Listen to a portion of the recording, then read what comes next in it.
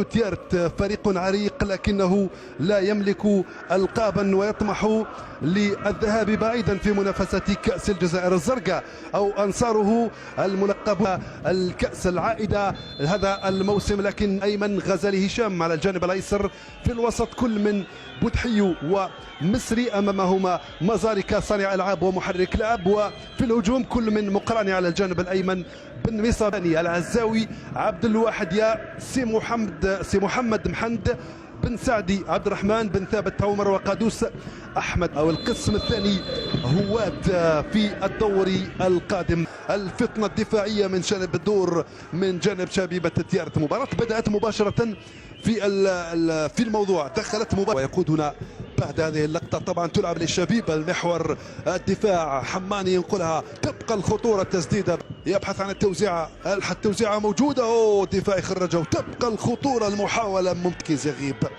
الناس شكلت خطوره على مرمى مجادل، شاهد الاعاده والتسديده للتشكيل وصناعه فرصه حقيقيه. تلعب الكره من هناك لصالح الشبيبه، دفاع في اللحظه، وتعود تيرتي هذه الكره، الانطلاقه، الدخول بها، ومره ثانيه تبقى المحاوله والخطوره، ولكن كانت هناك رايه وتسلل واضح. الان زكريا منصور يلعب الكره في القائم الثاني، الدفاع يخرجها بين اثنين، يتمكن من الخروج من الحصار. ممتازه التوزيعه موجوده، تبقى الخطوره ودفاع الكره. بن زايد سعد الدين للشبيبه، تلعب من هناك، استدير بالكره ويرجع للخلف من بن يوسف، ماذا سيفعل بها؟ الموجوده الكره والخطوره. شبيبه يطلبها جنينه او دادي مواقي، ينطلق دادي مواقي بالكره، خطا دفاعي قاتل، مجال التهديف في الدقيقه. حقيقه خطا دفاعي قاتل، خطا دفاعي لا يغتفر في مثل هذه الوضعيه. طبعا نزيف على مستوى الانف يتم التحكم فيه.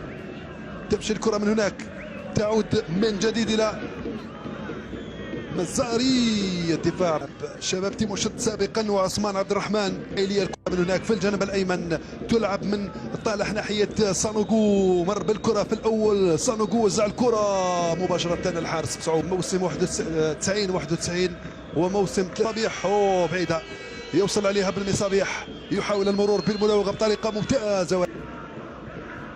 المدربان والانفعالات والتفاعلات. تلعب الكرة لشبيبة القبائل، انتقال داخل المنطقة، الحارس بروعة، الحارس بالمصابيح في الارتقاء ممتاز حقيقة.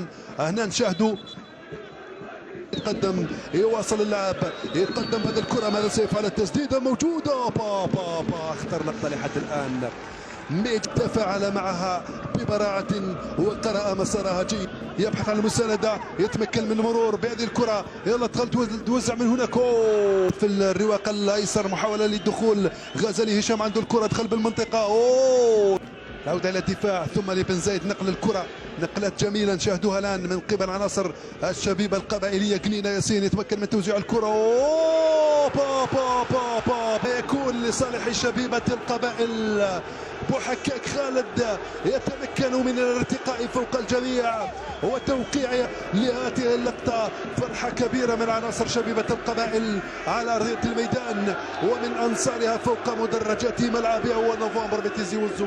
الدقيقة 65 شهدت فرحة الجميلة جدا، التسلل ما كانش حاضر، الارتقاء الرائع جدا بطريقة ممتازة.